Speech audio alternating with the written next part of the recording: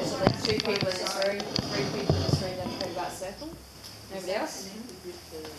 Yeah, so we're a Landcare group, so it stands for the South East Regional Centre for Urban Landcare, so it's SERCUL as the acronym, much easier to say.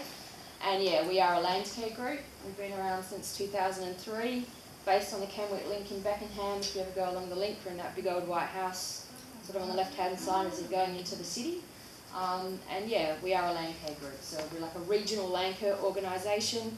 We have a lot of our own projects, probably, I can't say off the top of my head, but maybe 20 to 30 of our own rehabilitation projects that we do along the Canning River and the tributaries and some of the bushland areas through the south of Perth, as well as also having an environmental service team that works through mainly in the south of the river, but also the north of the river, sometimes doing sort of fee-for-service work as well for local governments and other organisations, lots of weed spraying and hand weeding and things like that. And then we also have an education team, which is what I'm part of. So the education's been around actually for longer than SERCUL. It's about 15, 16 years now. So the Phosphorus Awareness Project a long time ago, it sort of merged into with SERCUL, and it's all under the same banner now. But yeah, we educate the community about looking after our waterways. So lots of school talks and about how to stop nutrients and algal blooms in our river systems. And of course, local native plants are a big part of that. So that's part of what we promote, is using local native plants in your gardens, but also obviously we're using in our rehabilitation projects as well. And that sort of led into the Bushtucker side of things also. So I'm going to be talking about Bushtucker tonight. Most of the plants I'm going to talk about are local native plants to the Perth region. Some of them aren't. Some of them are Eastern States varieties, but they are ones that are very easy to grow here in Perth and get food from. So when I say Bushtucker, it's a bit more broader than that. So yes, it is about foods, but it is also about medicine. So some of the plants I'm going to show you tonight certainly are used for medicinal purposes. And also some of them are used as a resource to make things, okay? So yeah, that tucker word is a bit more expanded than just foods. And I will make a disclaimer right from the start. I'm obviously not a Noongar person, but I've been interested in this in a long time, so I've learnt a lot about this over the last few years or so through my own research, but also actually going out into the bush with Noongar people. So we've had some really close relationships at SERCUL with some of the Noongar people, and they have sort of taken us out, shown us how things have been used, and as I said, given us permission to sort of pass on that knowledge. So yeah, I don't know everything, and I certainly don't claim to be an expert on Bushtucker, but what I have learned, I'm quite happy to share with you guys tonight. And if anybody does know anything that I don't, because I'm not an expert by any means, feel free to say something too if you know something about one of the particular plants that I'm talking about tonight, okay? So we do live in the southwest of WA, and the southwest of WA, the Aboriginal people of this area are called Noongar. The Noongar people, yeah. So the majority of the plants I'm going to be talking to you about are, what the Noongar people would have used, okay, and still use, I'm saying that. So, obviously in the past before we all came along, so European people that is, and settled Perth, the Noongar people had to use what was already here. So they had to use the resources of the land, that's being the plants and the animals. They couldn't go to supermarkets and McDonald's to get their dinner, so they actually had to use what was here. And they used it in a really sustainable way as well. So they pretty much only spent about 2 months of the year in any one particular place. They sort of kept moving with the seasons, which I'll go into very soon. But yeah, so they sort of used the landscape quite sustainably. And I guess that's something that as a Landcare group we need to sort of look at as well, to make sure we're using the resources around here sustainably as well. So the Noongar people have 6 seasons. So most of the Aboriginal groups around Australia do go by the 6 seasons. There are some other groups, especially up in the tropical areas, that maybe only have 2 or 3 seasons, but the majority of them do have the 6 seasons. And of course they have all different names depending on what Aboriginal group you're talking about. But for us it's the Noongar people, which is pretty much from sort of, I guess, Geraldton through to Esperance, sort of that area to the west of there. And yeah, the 6 seasons. Has anybody heard about the 6 seasons before? Some of you probably can't see that very well, I'll have to hold it up. So you heard about the 6 seasons, okay? Yeah. So what season are we in at the moment? Jilba. Yeah. So Jilba, okay? So Jilba is pretty much August, September time, which is, I might hold this up so some of you guys up the back can see, is pretty much our springtime. We're starting into our springtime, end of winter into spring, okay? So in Jilba, the Noongar people were not actually where we are right now. They weren't sort of along the coastal sort of regions, they were sort of a bit further out, okay? So this time of year, they pretty much spent their winters inland. So they didn't want to be anywhere near the coast over the winter months because too many big storms coming through, too much rain around. So they actually headed inland and spent their winters inland, okay? So in Julba, they were out there, you know, eating a lot of the bigger animals. So things like kangaroos, wallabies, you know, that sort of thing, emus, okay? But of course they were using the plants. I won't go too much into that now because we'll go into it a bit later on. But like springtime is a thing called Camberang. So in Camberang, they were starting to make their way back towards the coast again because they spent their summers on the coast. Obviously summertime, if you're out inland, it's going to be pretty hot, pretty dry, water's going to be a problem, so they headed back towards the coast. So in this Camberang period, so this October, November time, they pretty much use the waterways to make their way back towards the coastal area. So they'd, you know, use the river and the creek line. So of course in that time of year, they were using a lot of the resources from those wetland areas. So eating fish, ducks, long-necked turtles, frogs, marron, all those sorts of animals that we find in the freshwater parts of our rivers, creeks and lakes. So by the time we hit sort of Christmas time for us, or summer, December, January, it's a time called Barak. They're pretty much right on the coast at that time of year. So using the resources from the ocean. Fish again, crabs, or anything that they could get out of that ocean, you know, diving for crayfish off the coast, and of course using a lot of the plants that were flowering at that time of year, which I will be showing you very soon. After Barak, we go into a time called Bunuroo, which is pretty much the end of summer, start of autumn. So they're still on the coast at that time of year because of course that is around February, March time. And as we're well aware, it's pretty hot in Perth around that time still, okay? So it was still very hot, so they were still spending a majority of that time at the coast and using a lot of the bankshires and some of the other plants that are in flower at that time of year.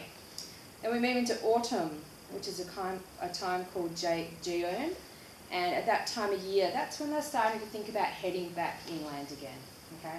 So you get your first big lot of winter rains come through, or the autumn rains come through, sorry, and that's pretty an indication, right, it's time for us to start heading inland again, away from the coast for the winter. And then winter time, which is a time called Makaroo, they were inland, okay? Sometimes they might only just come up here into the hills of Perth. Some of the other groups would actually go a little bit further, sort of into the wheat belt as it is now, okay? But of course in those days there was no buildings, no roads, nothing, so they would just use, you know, the landscape features to tell them where to go. And also they would look at what animals and plants were around, what was happening with the animals and plants at certain times of the year, and that would give them the indications that, right, it's time to go to the coast, or right, it's time to go inland again. So they really did use, you know, those animals and plants to help them with that. So that's pretty much the seasons. So as I go through today, I'll try and mention what time of year a lot of these plants were used, okay? So I'm going to go through a whole series of different plants and some other ones as well. I've all carried around these with little sheets of gold with the samples of them, so you can have a bit of a look at it. These are all available on the SERCUL website, so if you do want to download them, you can. You can download a document that's got all, I think there's 27 different fact sheets on there, or you can just download individual ones if you're particularly interested in one particular one. And there is also these brochures which you can take with you tonight. So they have just a really short summary about the plants and how they're used by the Aboriginal people and some of the pictures. So certainly help yourself to those tonight. But if you do want further information, there are fact sheets on all of the plants I'm talking about on the SERCUL website as well. So there's a Bushtucker page on the SERCUL website and you can download them all from that. Any questions so far before I get into the plants? Nope? Alright, let's get into it then. So the first thing I'm going to talk about is the Australian bluebell. Okay? Anybody seen that one around before? It's quite a sort of a shrubby sort of a bush. There's these sort of twining like branches on it. There's these beautiful blue flowers which are coming up pretty soon. And then they end up with this sort of a pod. It's not a huge pod, but that pod or that berry is what can actually be eaten. Okay, so when you have a look around, so Barak, so coming up very soon, into that summer period is when they start to get their blue flowers, and then you end up with these really small pods. Okay, so they are a local native to the Perth region. So I have heard that they are really hard to grow in gardens. But in saying that, we've got one that's been at SERCUL, that's it there, for about 10 years now, and it's going bananas. So yeah, I'm not quite sure what our secret is. Maybe we've got because of the clay soil where we are, but yeah, some people say they have a lot of trouble growing it, so just be a little bit aware of that. And I have heard it's quite hard to get hold of as well, so you have to be lucky to be able to get hold of it, but if you do, it is quite a beautiful flower anyway, just having your garden with beautiful blue flowers, and you can eat the berries. Okay? So do you just eat them Yeah, straight you off? can eat them raw. I think you can actually cook them as well. Yeah, I think, no, probably just raw, just eat them raw straight off the bush. They're not very big, they're actually quite small, so if you want to get a massive meal out of it, you probably have to strip the whole bush. But yeah, this is something I guess that they probably would have used walking along the way, they see it, just grab a few and sort of keep them going. I guess the sugar might help them going a little bit. Okay. So that is the Australian bluebells. Maybe if I start there, if you guys want to have a look and then just pass them through, that would be great. What is On the SERCUL website. So on the back of this brochure, it should actually give you the website address. So it's just on there. So we're going to take it down. So this is the SERCUL website, and there's a Bushtucker page on that where all of these are available. The next one I don't actually have a sample of, but it's one that certainly grows up here in the hills. You do get it down on the coastal plain as well. It's called the Bloodroot. Anybody heard of them before? So Hemodorum is their scientific name. There's a whole lot of different species you get, but it's the spicatum one that's quite common.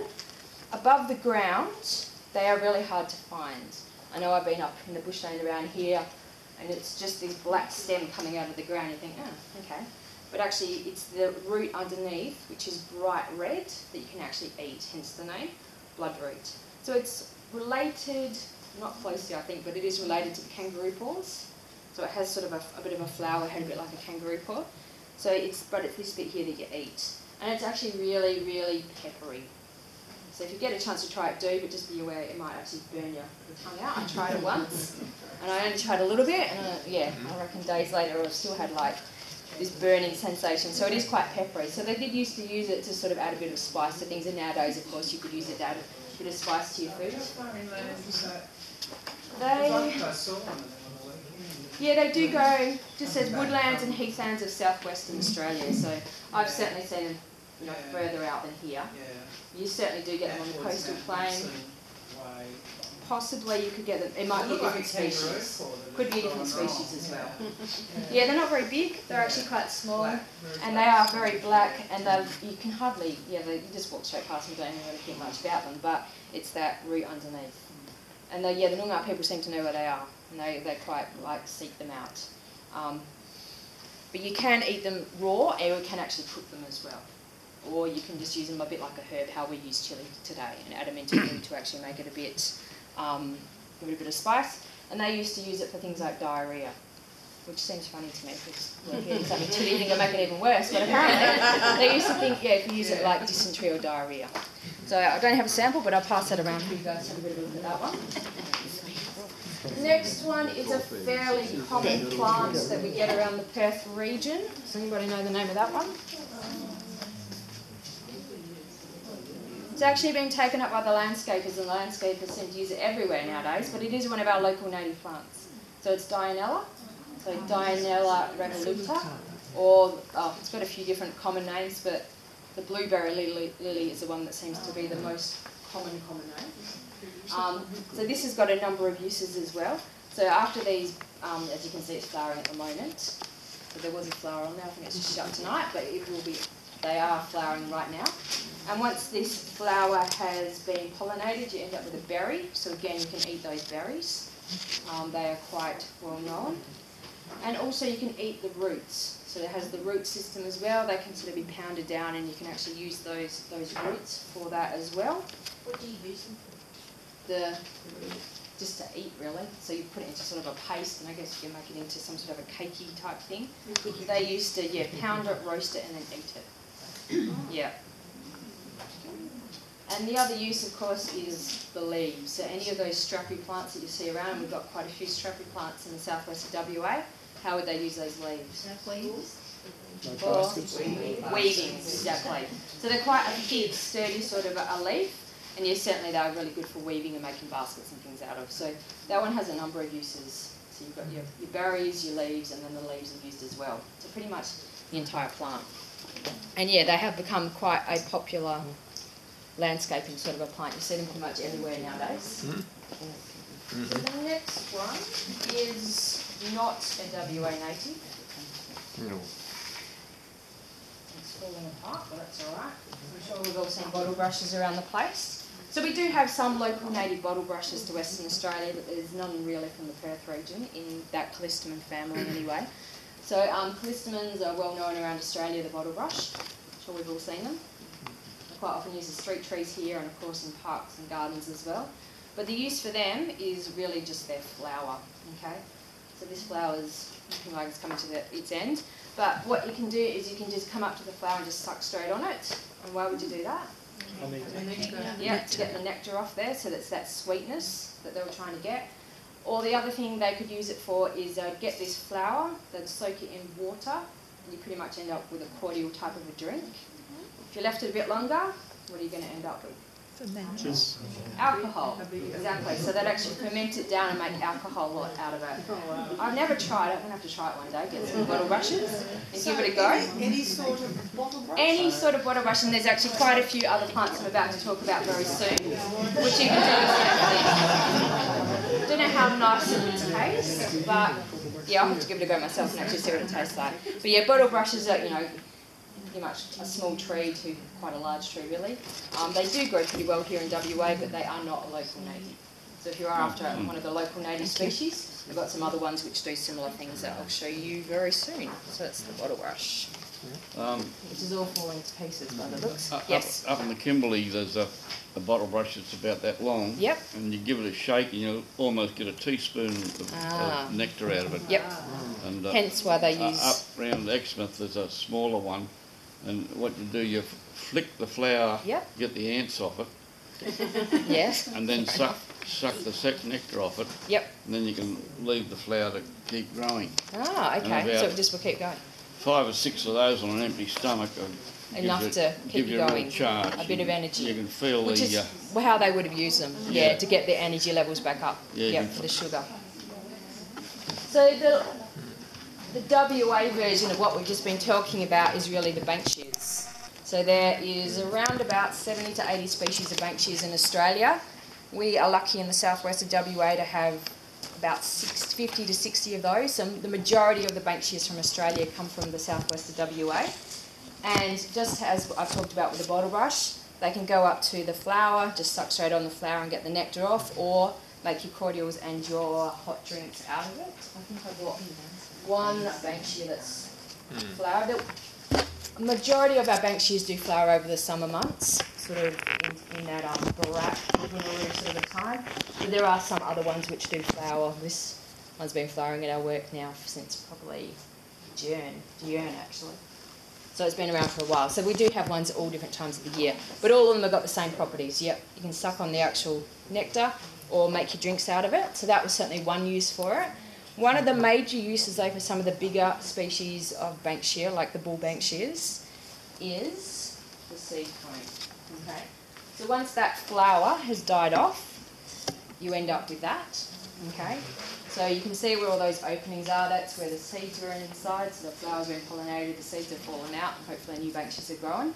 But this was how the Noongar people used to carry their fire. Because of course in summertime, it's very easy to light a fire. It's hot and it's dry. But in winter time, it's very cold, it's very wet, hard to light fires, and of course they didn't have matches or firelighters or any of the things that we have today. So over the summer months, or when they were thinking about heading inland, sort of around that Bunaroo June time, they would put this into a fire, catch it alight, and then they'd sort of leave it smouldering. So there wouldn't obviously be huge flames coming out of it, but they would wrap this in either paper bark or a kangaroo skin, something like that, and they'd actually carry that with them and take it with them inland. So when they did need a fire, all they had to do was put it down, put some dry leaves on it, and whammo, you've got a fire. So they were actually quite important, not just for the nectar, but this seed cone. I'm not sure actually how long they'd go for, we'll find that out, but probably quite a while. They're actually quite dense, it's quite heavy, so you'd think, for a while. And I guess it depends on, how often they were using it. Yeah, exactly, a little bit along the lines of cold. So I'll pass that around with the fresh banksia here.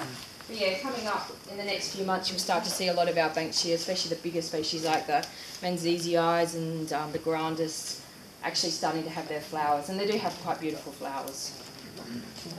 There you go. Alright, next one is, I haven't got a fresh species of this one, but Bullrush. Do you all know about Bullrush? Yeah. So Bullrush, we had 2 species of Bullrush in Western Australia. One of them is a native, one of them has been introduced, but I think I heard something recently that they're pretty much called the introduced one now a naturalised plant, so it's pretty much a native as well, because it's been here for so long. So Typha or Bullrush is a wetland species, so it grows around our rivers, creeks and lakes.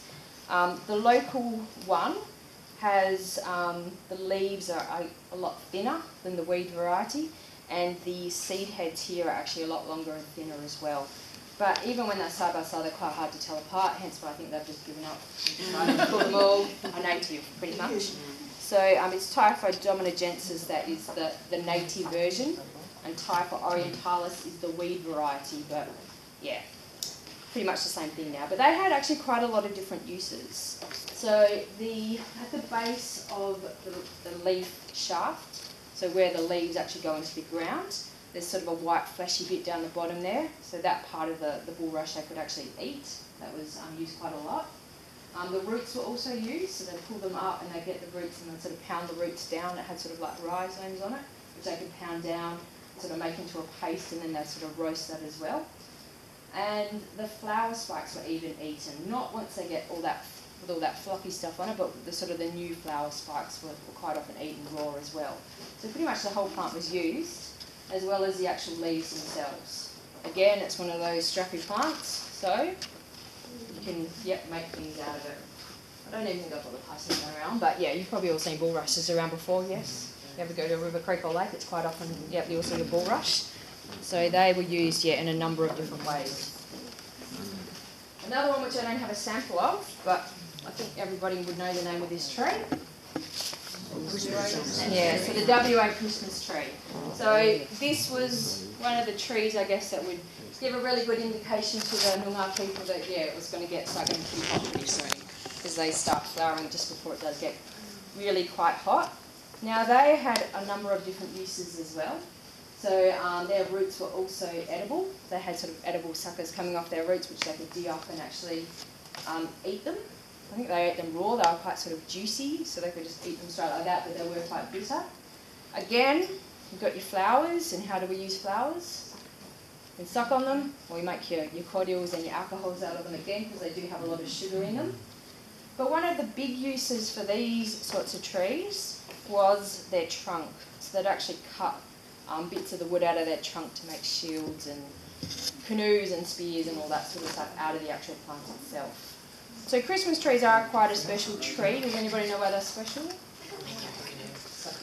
Yeah, they're actually a parasite. So they actually need to attach themselves to another plant to be able to grow. So yeah, they're quite a large parasite when you think about it. They grow into quite a huge tree. So it's quite amazing that they can actually survive, I guess. Yeah, we've got one at home, and it's about 10 years old. Oh, at least 10 to 15 10 years. Yeah. Flowered for Really? the last 2, maybe 3 years. Oh, First year was just like that. Now it's now it's got lots. It's got a few more. Now they're quite a beautiful tree, They really, are. and they certainly indicate to us as well that it's Christmas time. It's not far away when they start to flower. So I'll pass those ones around as well. All right, the next one. I've got to find it amongst all my samples. Where is it? Right, down the bottom of the water. Okay, so the next one, does anybody know this one? Pig face. Yeah, so pig face. So again, we've got a couple of different species of pig face in the Perth region. We've got a local native one, and then we've got a introduced one. Okay. Is that the difference between pink and white on the plants? Pretty much. It's got to do with their flowers, yeah. So the local one certainly has a pink flower, but then again, I've also heard that the introduced one has can have a pink flower as well. They can go from yellow to pink. So I was reading something recently, you have to, it's It's got to do with when they change colour and the amount of little bits coming off the side. There's a whole, yeah, it's quite a technical thing to figure out which is which, pretty much. But pretty much they can all be used in the same way, okay? So one of the ways you can use them is to eat their leaves, okay? So most people, when they eat the leaves, actually boil them up first, because of course they're quite succulent and got a lot of moisture in them, but you can eat them, yeah, once they've been cooked. They've also got medicinal properties as well. So if you cut yourself or got a graze, then you can get some pig face, pull it open, and the juice inside, put it on your skin, and it works a little bit like aloe vera does to help them to heal up scratches and things like that. You can also eat the fruit. So once this flower has been pollinated again and you end up with a fruit, you get quite a round sort of succulent fruit. I'm pretty sure they eat it raw or cooked. Oh no, fresh or dried, sorry, I get myself confused. So they can eat them fresh straight off, or they let them dry out, and you can actually eat the fruit part dry as well. So pretty much this entire plant can be eaten, and it also has that medicinal property as well for scratches. Could you eat it raw in the salad? I'm not sure, because some of these you do have to be a little bit careful of, especially, I'll talk about World Greens a bit later on, you certainly can't eat that raw. From everything I've read, you should be cooking it first. So that tells me there's something in there that needs to be cooked out before you can eat it. So yeah, I probably wouldn't eat this one raw. If you're going to eat it, make sure it's a tiny little bit first. Yeah, exactly. I'll try a little bit first. But yeah, I have never seen anywhere that says you can eat it raw, but I could be wrong. It's quite a strappy sort of a plant, as you can see here. So again, of course, the leaves can be used to make things out of, because these are actually really sturdy leaves. And they grow quite long. This is quite short. They get quite a bit longer than that. So quite useful in that respect. Again, you can eat the base bit. It's a bit hard to see on there, but when you pass it around, there's a bit of a white, sort of a succulent bit at the base of the plant where it goes into the ground. So that bit there can be eaten.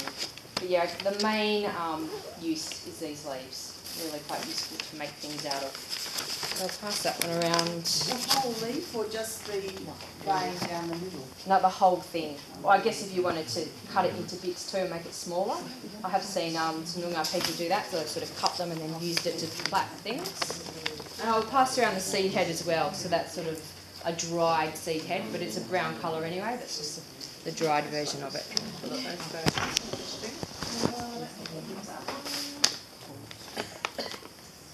I don't have a sample of this. We've just planted one in our Bushtucker garden at work, so it's called an emu plum.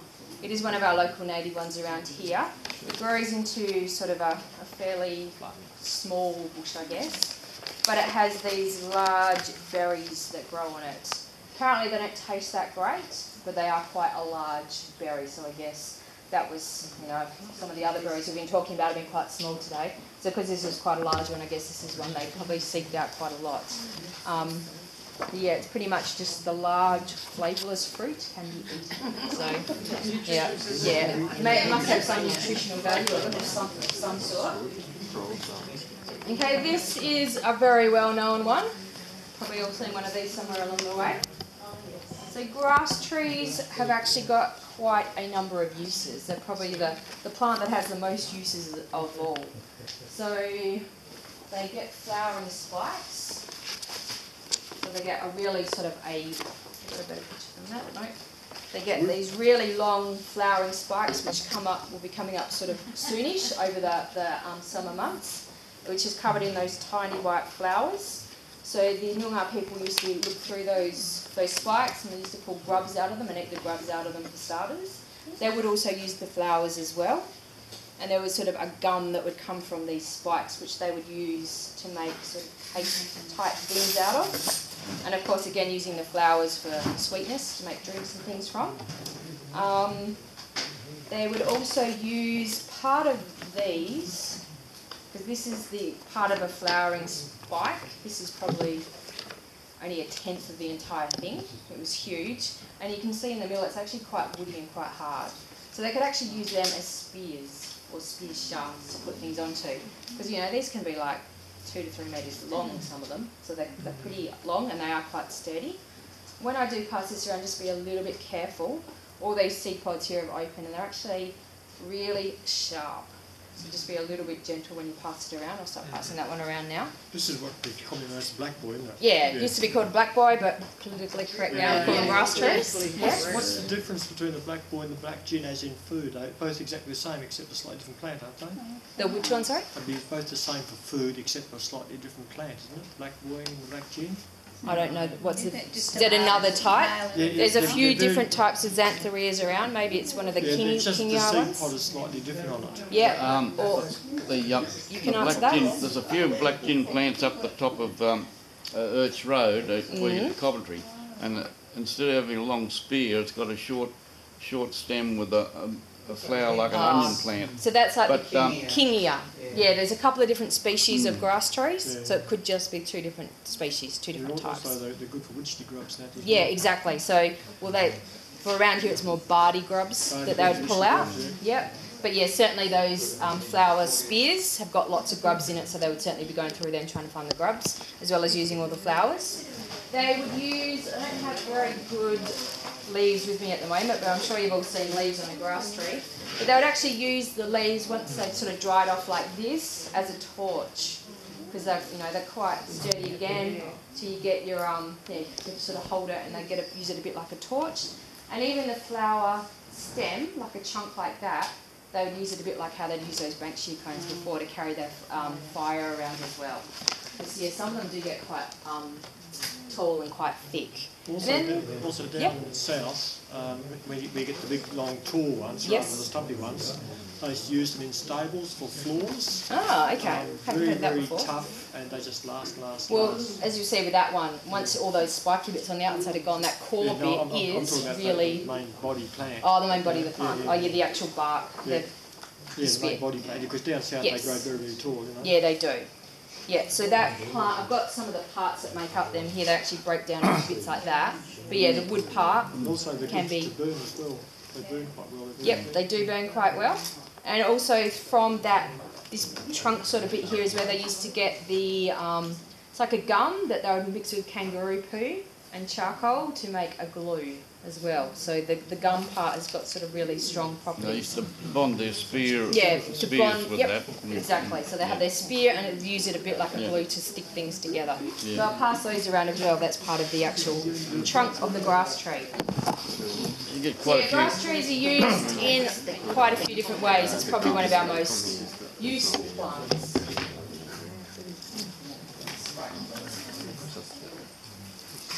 Alright, so this is another one of our plants that is flowering right now. Anybody know this one? No? It's a Hakea. So its common name is called a harsh Hakea or Hakea prostrata is its other name. It's quite spiky, so I'll just warn you again now when you pass it around, just watch your fingers. I've broke some off the bottom so you can hold the bottom bit without getting spiked by there's a number of thorns on the ends of the leaves. Hence why it's called harsh Hakea, I guess. So the main use for harsh Hakea again is the flowers. So they can be used for getting that nectar for drinks and for sucking. But also Hakeas, and harsh Hakea is just one of many Hakeas that we get. They end up with this seed pod as well, and you can actually eat the seed out of those seed pods. So these ones are quite small. I've seen some of the other Hakeas with quite large seed pods. As far as I'm aware, you can eat all of those ones. All the Hakeas? They're said to taste like almonds. So I haven't tried one myself yet, but I will have to try one. And they would also use the bark of this tree as well. Okay. So the main trunk of the bark, they'd actually burn that bark until it was into an ash, and then they'd put that ash on burns and scratches so it had medicinal properties as well. So a couple of uses for harsh Hakea, but yep, just remember your fingers with that one. Hold, how about I put it down, you just grab the bottom bit, because it can bite you a little bit. Have you got that growing? Yeah, that's one we use in our rehabilitation projects actually. It's a local native. Growing? It is pretty fast actually. Yeah, it does seem to grow quite fast. Yeah, we've got a few around SERCUL. Yeah. Okay, the next one I'm going to show you is not from Western Australia. It's actually a rainforest plant. I've got a little bit of it here. But lily pillies, there are, I don't know how many lily pillies are there, I can tell you somewhere. 52 species of lily pillies in Australia. They are all confined to New South Wales and Queensland low, so more in that sort of rainforest sort of an area. they can grow from small shrubs into quite large trees. And of course, their use is their berries. So some of the species can get, really quite large berries, really good for making jam out of. Okay, and they do grow quite well here in our conditions here in Perth. Yeah, quite. Yeah, I've seen quite some around. Seed out of those though? Not that I'm aware of. Yeah, there's the seed. There is a seed. Seed. Not overly big. But you have to take it out. You can't Yeah. use them. But yeah, when the European settlers first moved here, they saw them, and that's how they made all their jams and their jellies and all their sort of sweet things to have them. So yeah, quite an easy one to grow here in the Perth region. Another one that is not from Western Australia, but again is quite a good tree to be growing in our region, is this one. Anybody know this one? Macadamia. Yeah, so this is the macadamia. They grow pretty well here in Perth. We've had one at SERCUL for a few years now, and we get a big crop of nuts off it every year. So this time of the year, as you can see, they're starting to get their their flower heads. So they sort of hang off the tree like that, and they end up with these like really beautiful white cascading flowers coming off the tree. They are quite beautiful to look at. I think there's a photo there I'll pass around, you can actually see them coming off. And then once they get pollinised again, so around sort of Christmas time, a bit earlier on next year, we start to get these round green nuts that are extremely hard. Eventually they will fall off the tree if the black puppies don't get them first. And they sort of, they crack open by themselves, like that, and you end up with this brown nut in the middle, which you then need to get a hammer and actually smash to get the nut out. But yeah, they are quite an amazing nut. I'm sure we've all had macadamias at some point. So the reason we talk about them is they pretty much are Australia's most well-known bushtucker food. They are exported around the world. They're grown in Hawaii, and people think they actually come from Hawaii, but no, they come from Queensland originally. They've been taken over there, and then all the Americans think they come from Hawaii, but no, they're from us. So I do have some of the seed pods to pass around. So of course, the reason they are prized is because the nut has got a lot of oil in it. So the Aboriginal people over in Queensland, that's why they would hunt them out basically, because it had a lot of oil, would give them a lot of energy, and of course now we can buy macadamia oil in the shops, in the supermarkets, they can sell macadamia oil. So it's quite good for salads and... How long does it take them to mature to fruit? Do you know? Well, they're flowering now, and I'm pretty sure we get the fruit How sort long does of... it take them from once the tree grows. How many years? 7 years? I'm not sure. Does anyone know the answer to that? How long it takes before? 7 to 10 years. 7 to 10 years? Yeah, sounds like a mango. And like a lot of water too. Yeah, they do need a little bit of water. Yeah. A cousin of mine had some over in Queensland, and she said they like a lot of water. And I said, how many trees have you got? And she said, oh, about 15,000. Oh, so she knows what she's talking about. But, So I do have some macadamia nuts here if anybody wants to try one. Maybe I'll get my special assistant to come and hand these out while I keep talking. Do you want to come and hand out some macadamia? There's not enough in there, there's not a bag there. So I'm sure we all want to try one. Everybody. Alright.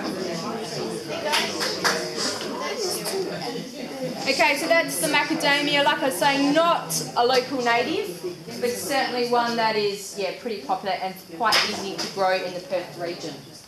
Okay, the next one. Just fertilised yours? We don't do anything, but it seems to... Like seriously, the one we have at SERCUL never gets watered, never has anything done to it apart from maybe getting a slight prune every year, and that's it. Nothing. And it has fruit, like loads of fruit, and then, the nuts every year. So I'm not a... But you sit on a fairly wet area, so where the macadamia tree is almost down towards into one of our wetlands, so it's pretty wet there. So plenty of water around. But no, we've never had to fertilise it. Do you know... You also get a dwarf fallen out. Yes, actually I heard that. Somebody told me that a few months ago. Yeah, you can get a dwarf variety of the macadamia now too. So the normal one it grows into quite a tall tree. I'm not sure how these ones, how big they grow, but yeah, I have heard that before. Probably not. You probably need a really big pot. Yeah, no, I'm not sure about growing it in a pot. No. Do the nuts still, the dwarf species as well, that's still in the same amount of time? What was it, 9? I'm not sure. Do you know much about the dwarf macadamia? No, I haven't planted one. The No, what? But the difference is when you plant, if you plant your own seed, it'll take a long time. Yeah. If you buy a plant, yeah, it'll be much quicker. yeah. Often Usually the dwarf varieties seem to come on quicker anyway, so I'm just guessing that maybe they would. Yeah. Okay, so the next one I'm going to talk about. Yeah, we're at school. Hands up and yeah, exactly. So this is one I don't have a sample of just because it's very hard to get hold of. It's called Maroon Bush. It's one of the scavola plants. Grows, about a metre or so tall. In the, I think it was the 70s or the 80s, it was very, very well used. The WA Health Department were actually using it with cancer patients because apparently it's got really good cancer, well, I wouldn't say healing, but cancer properties to prevent or get rid of cancer. Yeah. So they would actually use the leaves and make a tea out of it, and they would drink that tea. And what was happening, because it was being used all the time, everybody was going out and picking it, and it became almost like a rare plant. So now it's got a special, I can't remember what it's called, it's got a special category, and you can't pick it unless you've got a special license. And it's very hard to grow as well, apparently. So the nurseries don't actually propagate it and produce it because it's just too hard to grow. So you have to find it naturally out in the bush. But yeah, they certainly were using it for cancer, heart disease, intestinal trouble, urinary problems, kidney disease, and just general illness. So that was the leaves, which are made into a tea. But also you can eat the berries as well. They get these purple berries. I know somebody at the moment who's got cancer, and I know she has certainly been using this plant and has been trying to drink the tea, because the Noongar people have been saying for a long time that it's got excellent medicinal properties. The WA Health Department even acknowledged that by using this for cancer patients a few decades ago, but now it's very hard to get hold of. So if anybody does know somebody who might need it, let me know. I can find out where that contact is. There's another Landcare group down south that's got a bit to do with it, and yeah, there is a website you can go to buy the actual tea bags, but it's only like a couple of people in WA who've actually got the license to be able to pick this stuff, so it's pretty hard to get hold of now.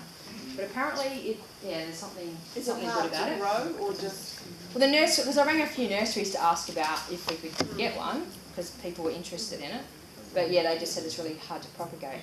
Oh. It's just too hard, so they haven't actually done it. So Yeah, it's about going out, and that's what the problem is, because you have to go out to the bush and pick it off, where you're not supposed to, pretty much. They Aborigines call it medicine bush. Yeah. There was Maroon a bush. friend of mine had throat cancer. He was from Kalgoorlie, and he got onto it. And the scientific crowd in there, where near the causeway, where they got a science facility there. They sent people up to Kalgoorlie to get some and experiment with it.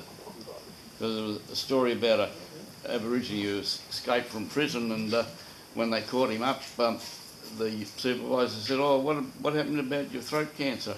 And he said, "Oh, that's all right, boss." He said, "I have medicine bush." So there you go.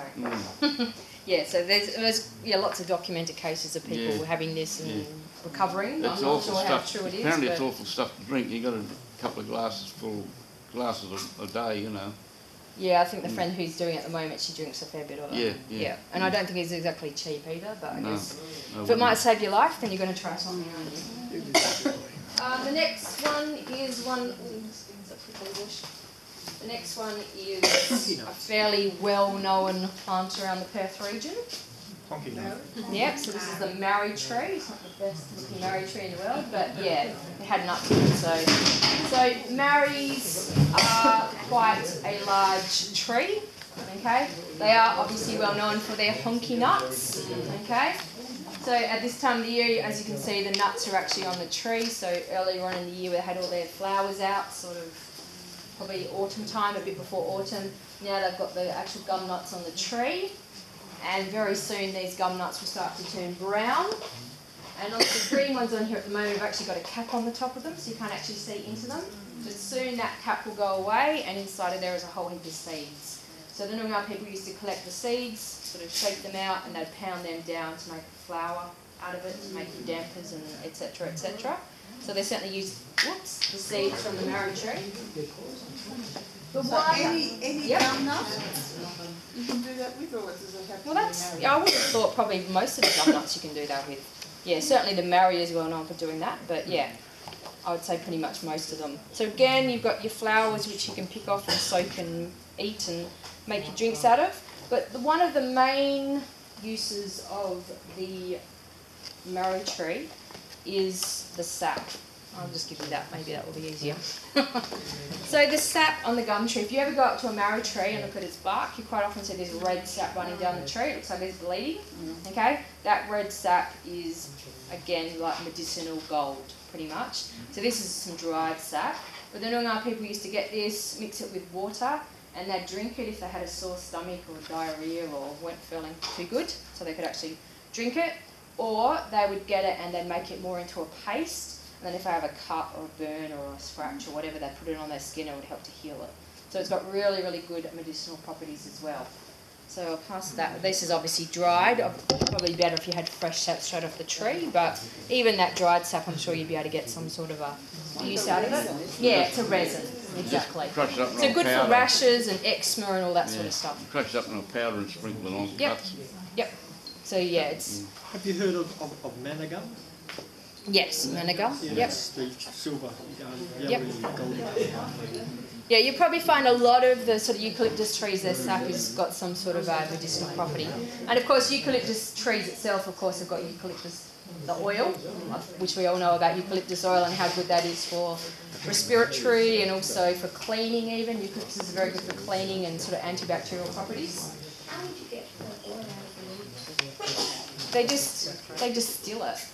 So they sort of crush it and distill it out.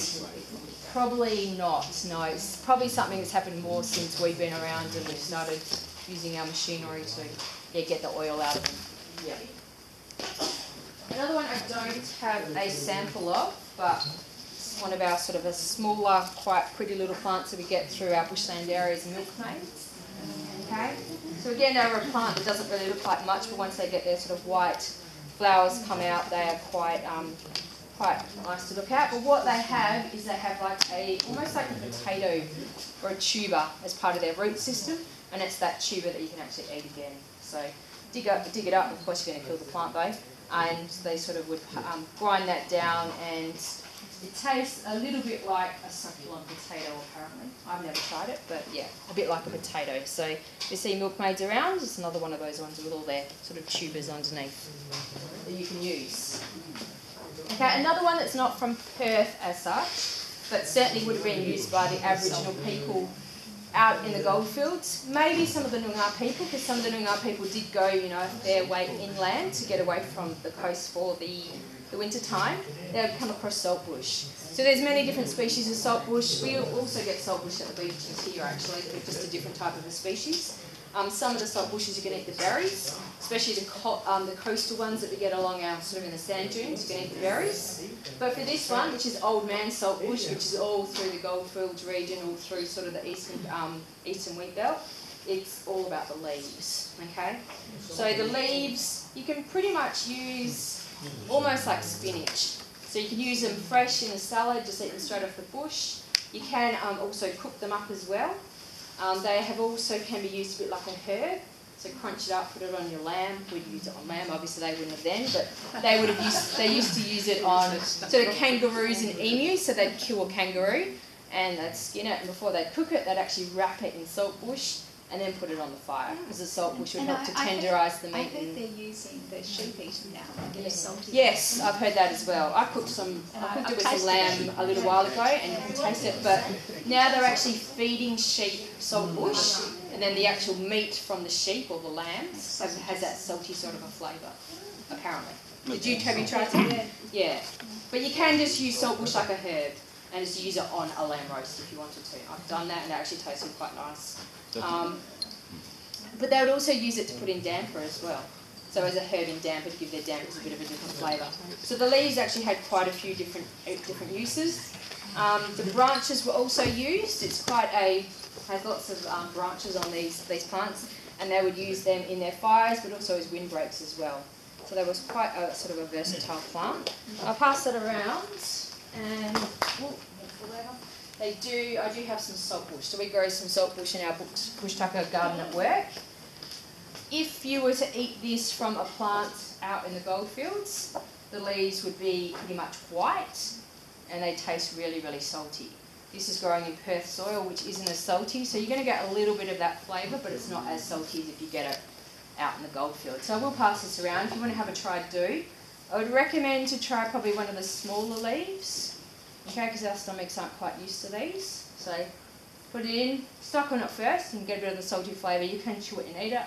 If you don't like it, there's probably a bin around somewhere you can put it into. It actually tastes better just sucking on it. You get that flavour once you bite into it. It does get a bit bitter. But yeah, you certainly can use it in salads and things like that. So I'll pass that around. Feel free to grab yourself a leaf and have a bite. Alright.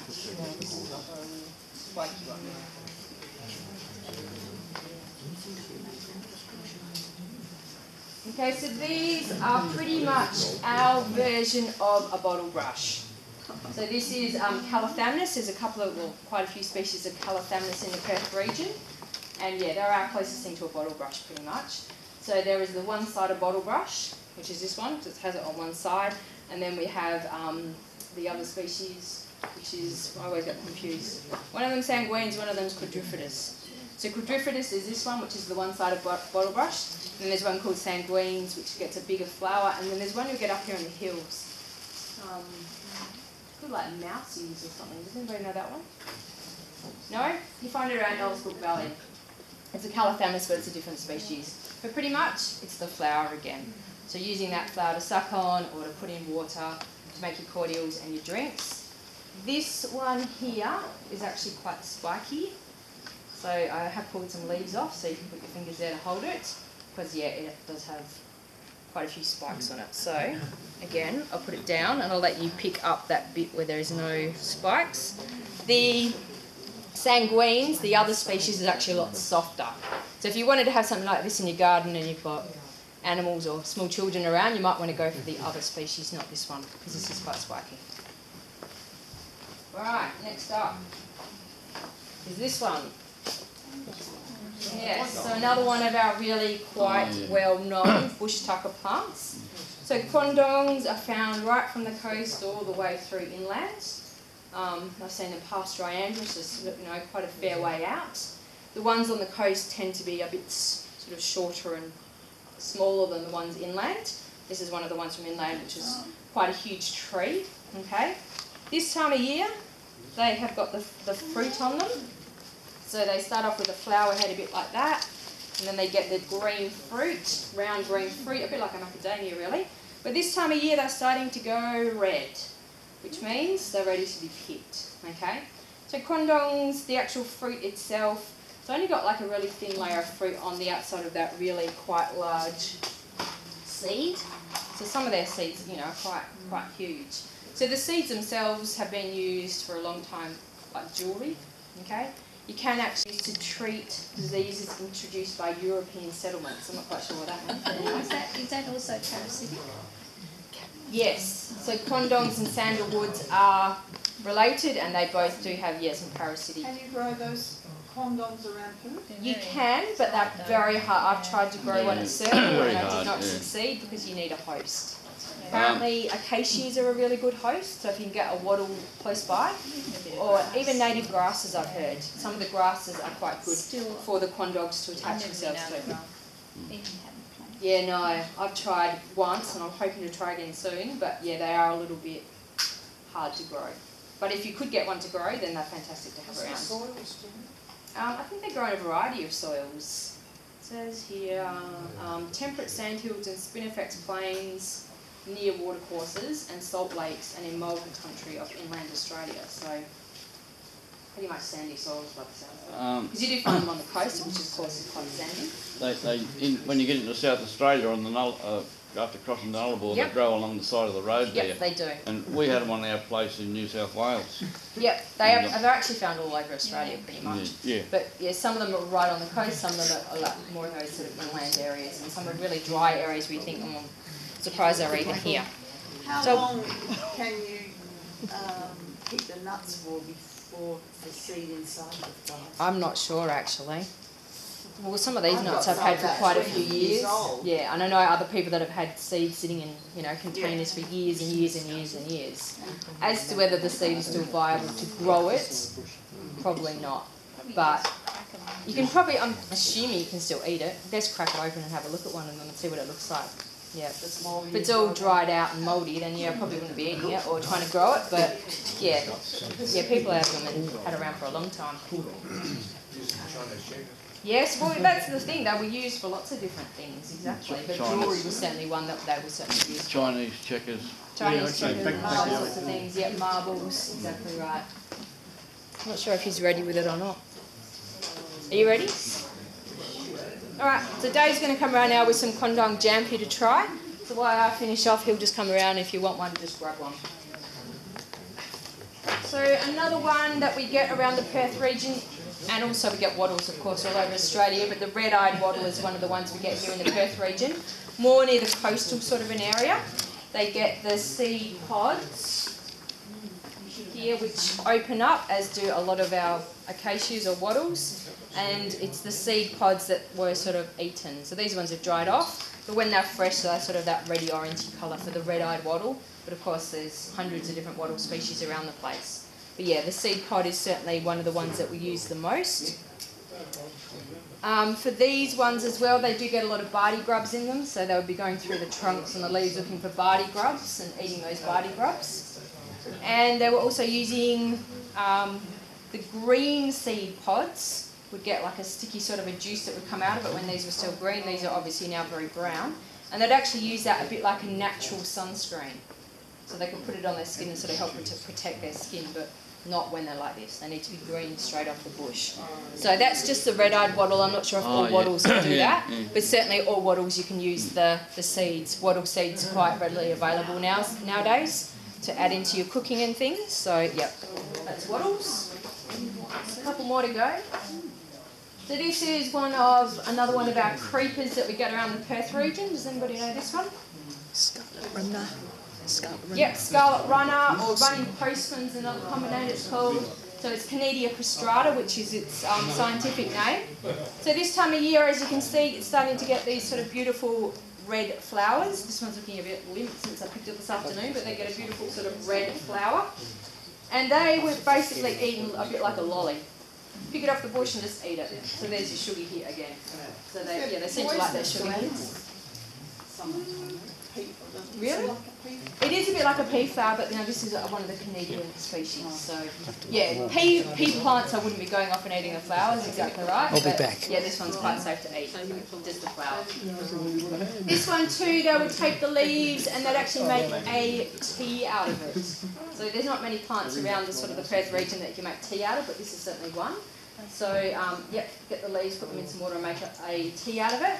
And then the other thing it was used for is they used to, because these stems could grow, you know, a couple of metres out from the base where the roots are. So if you take off all the leaves and all the smaller stems, you end up with one big long stem, which is actually quite sturdy. So how would they use that? Fishing. Yep, fishing lines, strings, rope. So it's that sort of a material to use to tie things up. So I'll pass that one around for you guys to have a bit of a look at.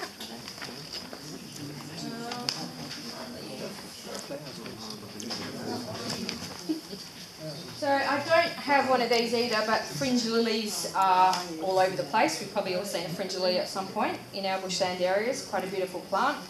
They have like a tuber underneath the ground that you can eat. You can also, I think you can eat the whole plant actually.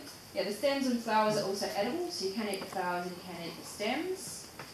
And this species here is certainly one that can be eaten. This is the Patagoniae, but the other ones can be eaten as well. Okay, so this is one of the ones that sort of climbs up, but there's heaps of other sort of fringe lily type species, so you can eat those as well. But yep, they are around quite a lot in our bushland areas. And I've got two more to go. Cool. So this is the one that Lisa mentioned a little bit earlier. So this is Warrigal Greens. There's a bit of conjecture as to whether it's actually a local native. One of its common names is called New Zealand spinach. It is found all over Australia. But from what I can gather, it is certainly found, well, it's definitely naturalised here now anyway, it's been here for a long time. So its leaves are the main thing that are used. We can use them as we use spinach nowadays, but don't eat them raw, okay? So you do need to pick them and blanch them in water, hot water, for about 2 to 3 minutes, and that gets rid of all the oxalic acid that's in them, which will make you pretty sick if you eat it. But once you've done that, you can actually make really nice salads out of them. I've made salad out of this, and I had rock melon in it, and red capsicum, and macadamia nuts, and it was really, really nice. So try it if you can get hold of some. There's heaps of SERCUL at the moment. Like you said, they're very hard to kill. So we planted one plant probably maybe 3 years ago now, and it does die off, but then it just comes back. So it self-seeds basically. So this year we've got probably, I don't know, maybe a 3 square metre area full of this stuff. So it's just about to start flowering at the moment. It's got the little buds on there and they get a yellow flower. But yeah, certainly one that you've got some here tonight, which is great. So try it out, but just make sure you cook it first. Don't cook it for too long, otherwise you take all the sort of taste out of it. But just blanch it 2 or 3 minutes, make sure you've got really hot water first. And yeah, you end up with quite a nice tasting salad. Or you could use it in a quiche or however you want to use it. And they're quite easy to grow from seed too, I think. I've seen a lot of seed around the place. Is that how you've grown yours? Or all from seed? Yeah. The seed seems to be fairly easy to get hold of. The plants, well, actually I've had a bit of trouble getting hold of plants, but it seems to be seed that you can get hold of the best. Yeah. And the last one we're going to talk about tonight is another very well-known plant from the Perth region. So the Zania palm. Okay. The Zania palms, are they edible? Yes. Yes? Yeah. Yes. Yeah. If you treat them properly. So with the Zania palm, it's really only the seed pods that can be eaten. So they get these big cones in the middle here, which eventually turn into have these big red seeds on them, which fall off and lie all around the place. So when the first settlers came here, they saw the Noongar people collecting these seeds and grinding them down and making different things out of them, so they thought they'd do the same. So they got them and they ground them down and made flour out of them and made cakes and biscuits and killed themselves pretty much. Because what they didn't realise is these are toxic. So well, not everything, but if you're walking through the Australian bush and you find something red or orange, it's a pretty good indication that it's toxic or it's poisonous, or at least have a good think about it before you eat it. So what the Noongar people do is they actually get these seed pods and they bury them, usually near a watercourse. So if it's a running watercourse where there's water moving all the time, they might bury them for a week or so. If it's more of a wetland situation where you haven't got running water, they might leave them for up to a month. And while they're underneath the ground without water sort of going past, it leaches out all the toxins out of them. Then they dig them up and grind them down and make them into their dampers or whatever they want to make. Okay? So the raw ones straight off the bush are poisonous. And actually the Noongar people were quite clever. They knew, obviously I don't know how, well obviously they figured out they were poisonous because people were dying, I guess, and figured out how to treat them. But they would also use this to catch fish. So they go to a Billabong area or maybe one of the pools on the river, and they'd get some of this that's been on the outside, and they'd sort of use it like grind it into a powder, and they'd put that powder on the water, just enough to sort of stun the fish, so the fish would float up to the surface, they could grab their fish and then go off and cook it. So they didn't put in enough to poison the fish so that when you ate it you kill yourself, but they certainly, somehow or other, they figured out just enough to stun the fish enough to be able to catch them and off they went. Quite clever. The kangaroos will eat the seeds, because I flushed a kangaroo in my place on the driveway, and I've only ever seen that Zania bush flower in 40 years I've been there. Yeah, well they very long, they take forever to grow. But this kangaroo was having a great old munch up of the seeds. Yep, so we do some of our, so some of our animals have been eating these for, a long thousands of years, really, hundreds of thousands of years. So, yeah, they've got used to it. They can handle that. Like 1080 from the pea plants that we have.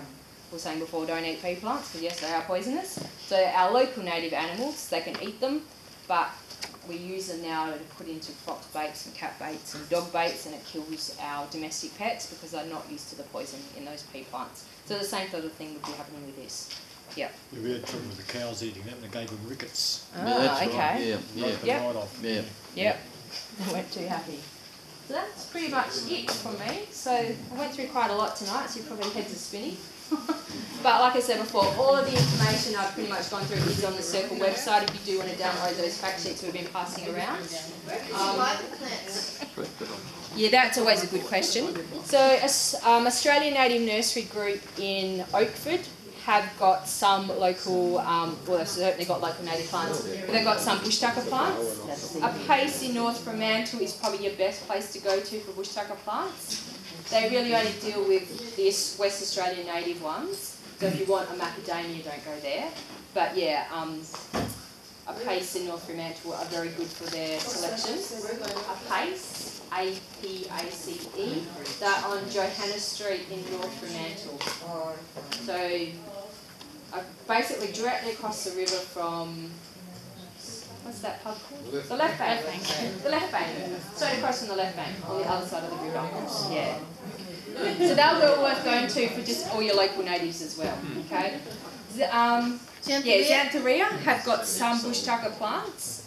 They haven't got a huge selection, but I know they sometimes have Oracle greens, and they certainly have some of the like the Bottlebrushes and that type of a thing. But yeah, trying to get hold of Bushtucker plants can be a little bit hard. The guy that set up our Bushtucker garden at SERCUL a good 10 odd years ago now, he used to supply a lot of Bushtucker plants. He doesn't do that anymore, unfortunately. So yeah, they are quite hard to come across. Yilgarn seeds, they're in Geraldton. Okay. They do a lot of, well, they're all organic and they're growing to obviously WA conditions, but they do some Bushtucker as well. I remember that one too. Yeah. So Yilgarn, and I think there's one in the Swan Valley, Tas One Trees. Yes. He specialises in fruit trees and sort of exotic sort of trees. But yeah, he does have some Bushtucker plants as well. So he might be a good one to try also. Oh really? I actually, yeah, some of the Bunnings stores, which I know sounds quite crazy, some of them even have some Bushtucker plants. Not all the time, but yeah, I think every now and then, yeah. Bunnings is another one. They have three different kinds. Okay. But if you really want to find something, just go to your local nursery and just ask them and maybe they can get something in for you. But yeah, if you really... Lowell Fitz and Australian Native Nursery Group, some of those rehabilitation nurseries that only do local natives, they're obviously a really good place to go because the majority of the plants I talked about tonight are local natives to the Perth region, so any of those rehab nurseries are great. But yeah, if you want something a bit, you know, one of the Eastern States varieties, for example, then yeah, maybe Tas One Trees or Xantheria, some of those sorts of ones. Yeah. Well, Amy's going to be here after, so if you have any questions, but let us thank her very much.